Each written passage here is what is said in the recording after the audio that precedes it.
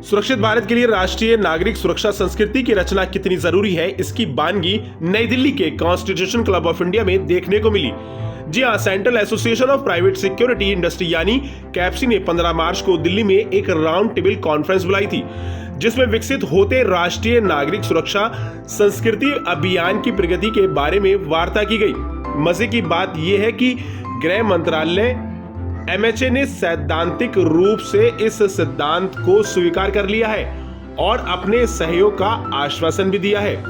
इस अभियान का उद्देश्य राष्ट्रीय सुरक्षा की संस्कृति के विकास के लिए एक विस्तृत अभियान का विकास एवं क्रियान्वयन करना है। इसे नागरिकों की सुरक्षा और सामाजिक संरचना को मजबूत बनाने की ओर भारत के सफर में एक महत्वपूर्ण पड़ाव माना जा रहा है। ब्यूरो रिपोर्ट, सबका समय, दिल्ली।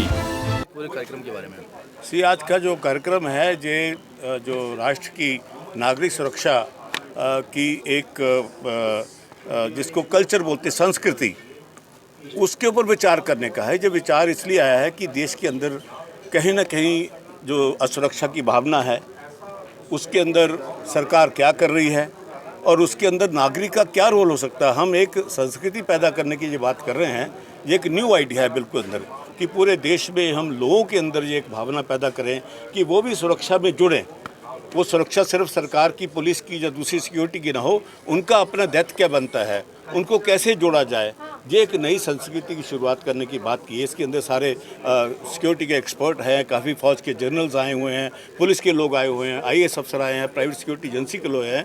क्योंकि अगर आप पूरे देश के अंदर ऐसी एक भावना भर दें लोगों के अंदर कि नागरिक सुरक्षा के साथ जुड़ी हो, संस्कृति की बात करने वाली संस्कृति पैदा करना कोई छोटी बात नहीं होती, लेकिन उसके लिए कहीं ना कहीं तो शुरू करनी पड़ेगी। तो आज उसी की शुरू करने के लिए मेरे साथ लेफ्टिनेंट जनरल शौकीन चौहान जी हैं, बहुत ही प्रसिद्ध अपने सिक्योरिटी के एक्सपर्ट हैं, फौज में बहुत ही बड़ा पद इन्होंने ले रखा है। सिक्योरिटी की एजुकेशन देना शुरू हो गया पिछले 4 साल से। जो 9th क्लास स्कूल में 9th क्लास के बच्चों को जो ऑप्शनल सब्जेक्ट है कि वो सुरक्षा की एजुकेशन ले और 9th क्लास से आगे तक, इसके लिए CBSE ने कोर्स बना रखा है। और क्या जो वहाँ पे जो पढ़ाई होती है उसका कैप्सी ने उनको पूरा किताबें बना के दी हुई हैं। ये CBSE ऑलरेडी अप्रूव है, देश के कई सैकड़ों स्कूलों में ये लोग चल रहा है, ये आगे बढ़ेगा। तो ये भी हमारा प्लान था कि स्कूल से ही इसकी हम सिक्योरिटी की ट्रेनिंग अगर देना शुरू कर देंगे, तो जब छोटी छोटी सब जगह पे हो रही है तो क्यों ना एक इसकी संस्कृति पैदा की जाए। उसी के लिए ये सारा प्रयास है कि सब प्रयास इकट्ठा होकर सब कुछ कर ले। की रिस्पॉन्सिबिलिटी है। जब बच्चा घर में है, मैक्सिमम लर्निंग कब कहाँ होता है? घर में होता है ना। तो जब तक उसको उसके माँ बाप नहीं बताएंगे कि देखिए आप देश की रक्षा और देश का जो पूरा देखभाल करना है, हर नागरिक का रिस्पॉन्सिबिलिटी है।